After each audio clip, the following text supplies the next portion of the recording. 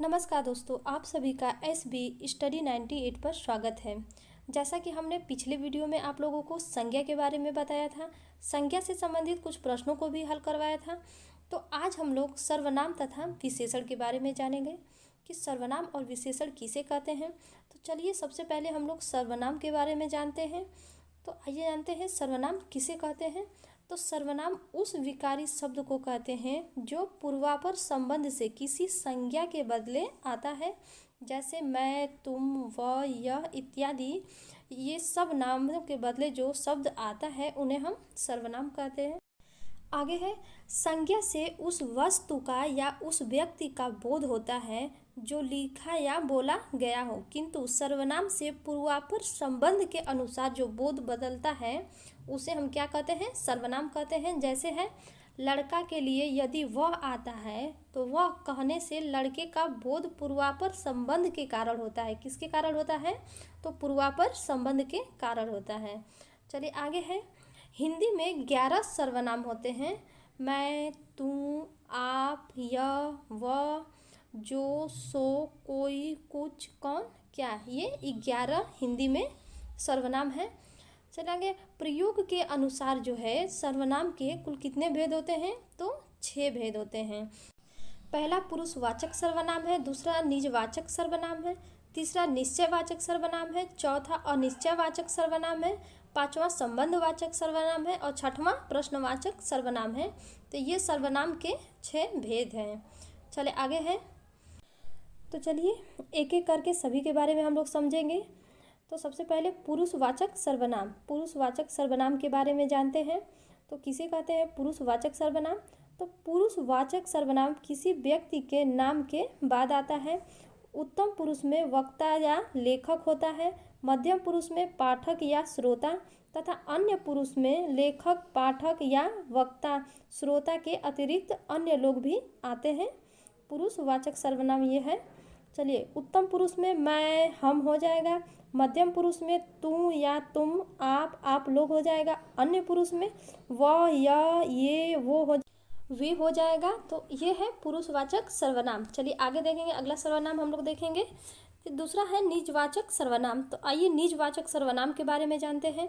तो निजवाचक सर्वनाम का रूप जो है आप है, लेकिन पुरुषवाचक सर्वनाम मध्यम पुरुष बहुवचन में प्रयुक्त होने वाले आप से भिन्न होता है। इस सर्वनाम का प्रयोग किसी निराकरण तथा अवधारणा के लिए होता है। किसके लिए होता है? निराकरण तथा अवधारणा के लिए इस सर्वनाम का प्रयोग होता है। जैसे हो जाएगा, यह कार्य मैं आप ही कर लूँगा। तो इसमें देखिए आप आया है, तो ध्यान रहे कि यहाँ प्रयुक्त जो है आप स्वयं के लिए प्रयुक्त है, आप जो है स्वयं के लिए। चलिए आगे देखते हैं, निश्चयवाचक सर्वनाम जिस शब्द के प्रयोग से वस्तु तथा वस्तुओं के दूरी का पता चलता है उसे निश्चयवाचक सर्वनाम कहते हैं। किसे कहते हैं? तो जिस शब्द के प्रयोग से वस्तु तथा वस्तुओं की दूरी का पता चलता है उसे हम निश्चयवाचक सर्वनाम कहते हैं।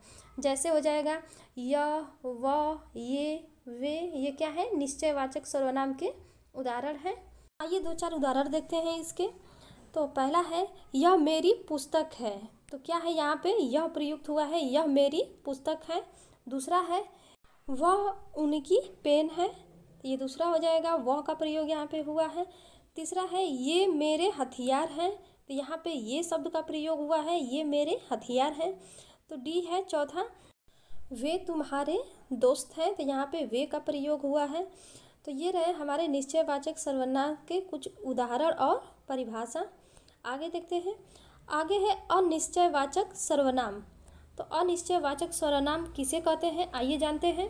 तो जिस सर्वनाम से किसी निश्चित वस्तु का बोध न हो उसे हम अनिश्चयवाचक सर्वनाम कहते हैं। किसे कहते हैं? तो जिस सर्वनाम से किसी निश्चित वस्तु का बोध न हो उसे हम अनिश्चयवाचक सर्वनाम कहते हैं। जैसे हो जाएगा, कोई कुछ, कोई कुछ क्या है? अनिश्चयवाचक है। आइए उदाहरण देखते हैं। तो उसने कुछ नहीं लिया, उसने कुछ नहीं लिया, तो क्या है? कुछ जो है अनिश्चयवाचक है। दूसरा है, कोई आ रहा है। तो कौन आ रहा है? कोई निश्चय नहीं है, तो ये क्या हो जाएगा? अनिश्चयवाचक हो जाएगा, कोई आ रहा है। चलिए आगे है संबंधवाचक सर्वनाम। अगला है संबंधवाचक सर्वनाम। तो आइए जानते हैं संबंधवाचक सर्वनाम के बारे में।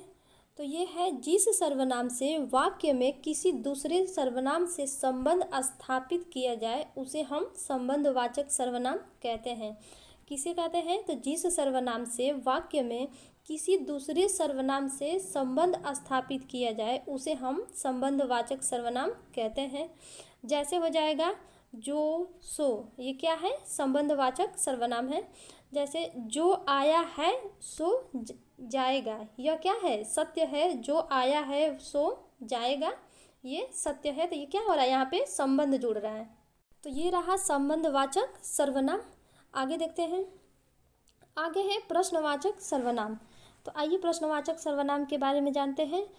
तो ये है प्रश्न करने के लिए जिन सर्वनामों का प्रयोग होता है उसे हम प्रश्नवाचक सर्वनाम कहते हैं।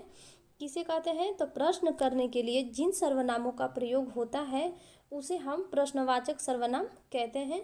जैसे हो जाएगा कौन, क्या, ये क्या है? प्रश्नवाचक है। कौन, क्या।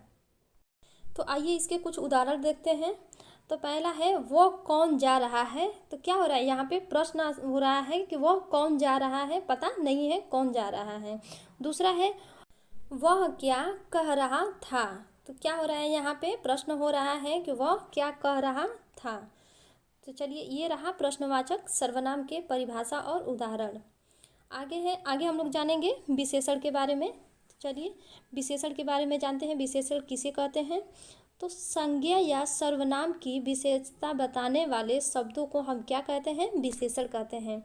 संज्ञा या सर्वनाम की विशेषता बताने वाले शब्दों को विशेषण कहते हैं। आगे है जो शब्द विशेषता बताते हैं उन्हें हम विशेषण कहा जाता है और जिसकी विशेषता बताई जाती है उसे विशेष्य कहा जाता है। ध्यान से सुनिएगा, जो शब्द विशेषता बताते हैं उन्हें विशेषण कहा जाता है और जिसकी विशेषता बताई जाती है उसे विशेष्य कहा जाता है। जैसे हो जाएगा मोटा लड़का हंस पड़ा। यहाँ मोटा क्या हो जाएगा? विशेषण हो जाएगा। और क्या लड़का क्या हो जाएगा? विशेष्य हो जाएगा। क्योंकि देखिए यहाँ पे दिया है कि जो शब्द विशेषता बताते हैं उन्हें विशेषण कहा जाता है। तो मोटा क्या हुआ? लड़के की विशेषता बता रहा है और जिसकी विशेषता बताई जाती है उसे विशेष्य कहा जाता है। तो किसकी विशेषता बताई जा रही है? तो लड़के की। तो लड़का क्या हो जाएगा? विशेष्य हो जाएगा।